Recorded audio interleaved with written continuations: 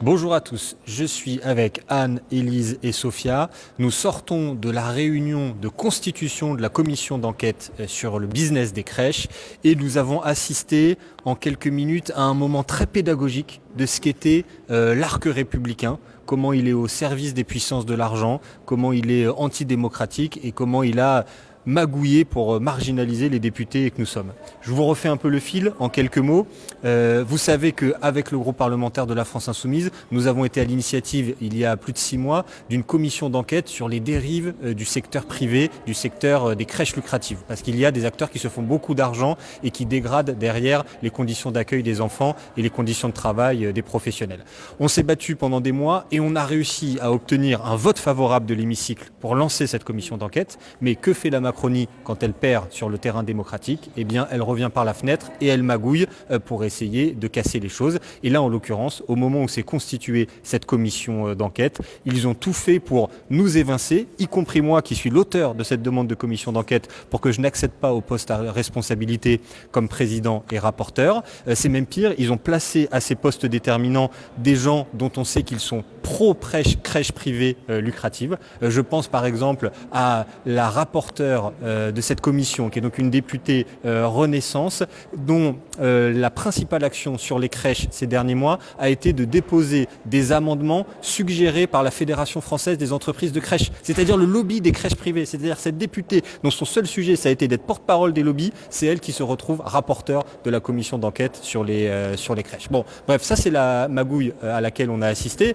mais je vous dis tout de suite notre état d'esprit, on va pas se laisser faire, voilà, on reste membre de cette commission, Sophia et moi on a réussi à être secrétaire et vice-président de la commission, et en fait c'est juste que on va continuer à mener la bataille, mais tout dans cette commission va se jouer au rapport de force. Ça veut dire qu'on va avoir besoin de votre mobilisation à vous, comme depuis le début. Mais du coup, peut-être Sophia, je te passe la parole sur comment on va mener la bataille. Merci William. Écoutez, c'est vrai qu'on est absolument écœuré de la façon dont les choses se sont passées dans cette commission d'enquête, parce que la désignation des responsabilités a fait que William, qui est à l'initiative de cette commission d'enquête, qui s'est battu pendant des mois pour qu'elle soit adoptée par les parlementaires, par les députés, William est écarté des 2 postes qui comptent en réalité. Le rapporteur, finalement, c'est celui qui tient la plume, donc qui va donner l'orientation du travail, et la présidente, c'est elle qui détermine l'agenda de la commission.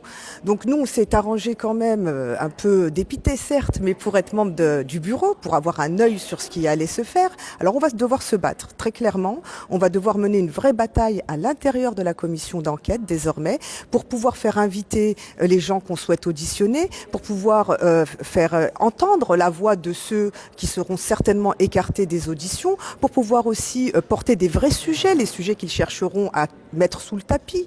Donc ça va être un combat de plusieurs mois qu'on va devoir mener avec Élise, avec Anne, William et moi.